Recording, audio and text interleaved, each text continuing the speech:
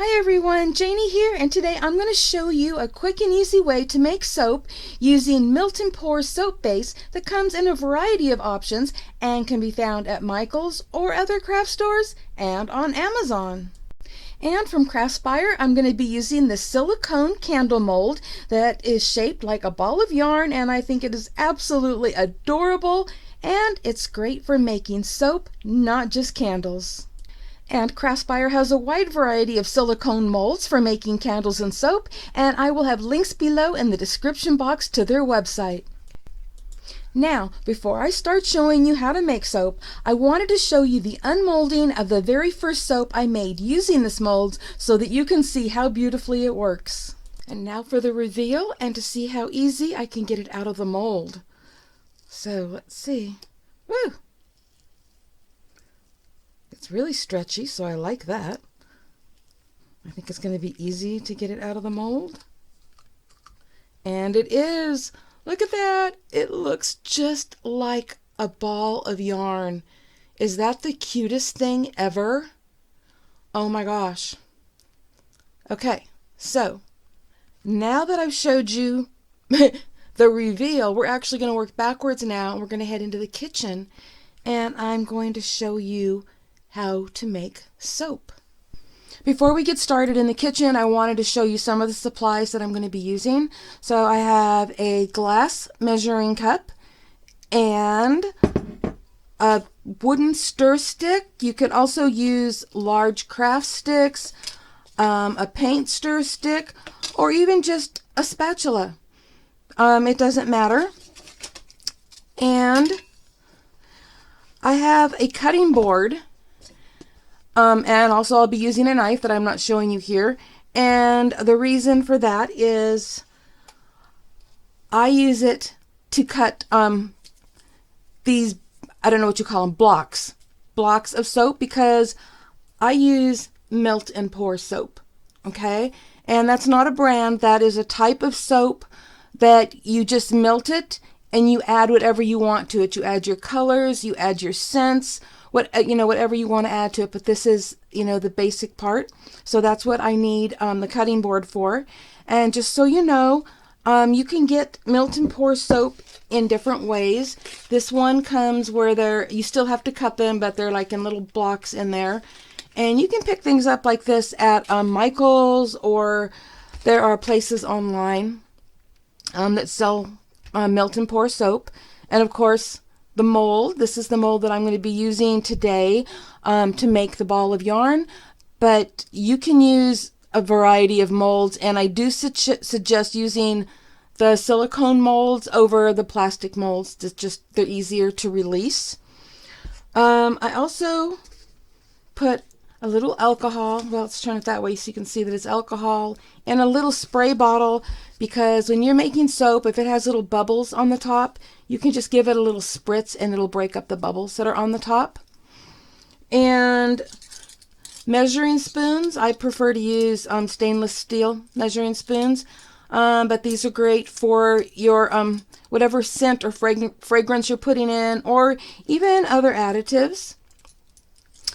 And I did not bring over the scents or the colorants that I am using, but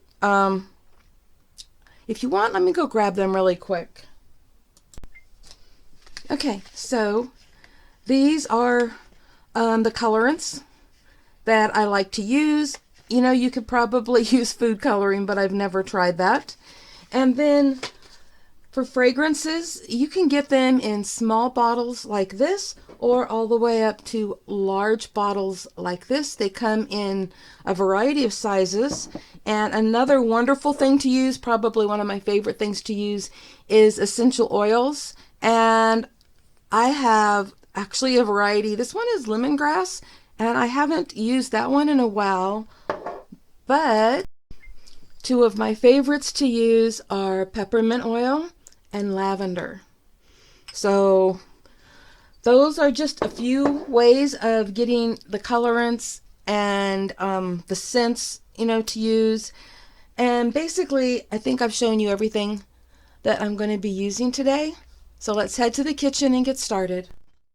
So the first thing I'm doing is cutting a slice from the block of the soap base and then cutting that into cubes because that helps it melt faster. And it's always hard to know the exact amount of soap you're going to need for a mold, so it's better to have a little too much than not enough. And usually I have another soap mold nearby to pour the excess into so nothing goes to waste.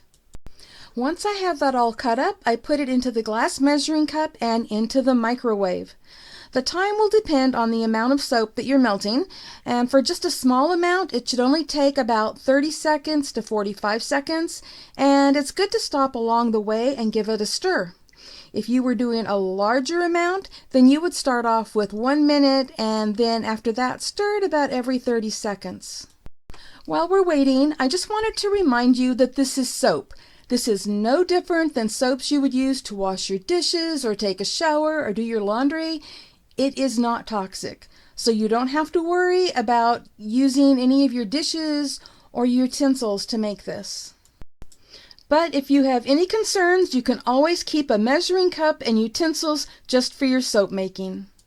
Well, I meant to stop that a few seconds sooner, but what I'm doing is just stopping it to check on it and stir it a little bit and then put it back in for a few more seconds. I could have sped things up, but I'm trying to keep this in real time for you. So I'll just take this moment to let you know that melt and pour soap comes in a variety of formulas such as goat's milk, buttermilk, shea butter, olive oil, and so much more. And there are so many things that you can add to it, or you can just keep it simple. And now that it is completely melted with no lumps in it, I am adding the colorant. And I suggest adding a couple drops at a time until you get the color you want. For this particular color, I actually think I should have added a couple more drops because in the end, this almost didn't look like it had any color. And by the way, I did speed this part up just a little. Next, I'm adding essential oils, and one of my favorite combinations is peppermint and lavender. And knowing how much to add is something you have to experiment with because every scent or essential oil can be different. Also, how strong you want the scent will determine how much you add, but I do suggest just adding a little at a time.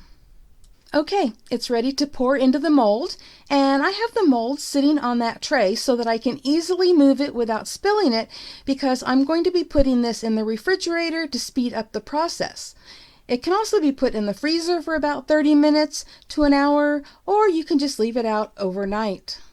Okay, I let it sit in the refrigerator for a few hours and I think it's ready. It feels ready, so now it's time for the reveal. It's always fun when you unmold things. It's kind of, like other craft things, like foil. When you lift the foil off from something and you get the reveal underneath, well, it's kind of the same thing when you're making soap. So let me just peel this off. There we go. Look at that. We have another one, and it is beautiful all the way around. The detail is absolutely amazing. The color came out a little bit lighter than I wanted it to, but that's the fun of, making soap or other things. You just keep adding the color till you get the color that you want. And hold on, I'm going to take a sniff.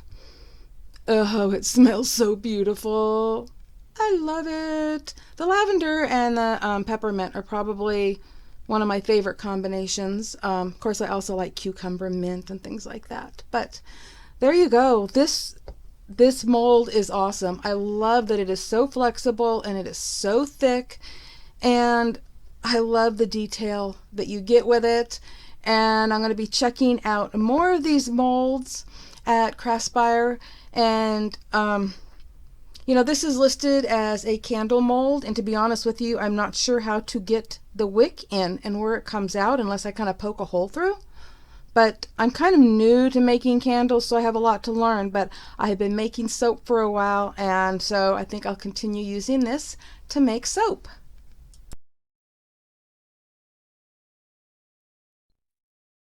Well, I decided I wanted to make soap on a rope, and this red rope that I had laying around that I had gotten from Michael's will just have to do.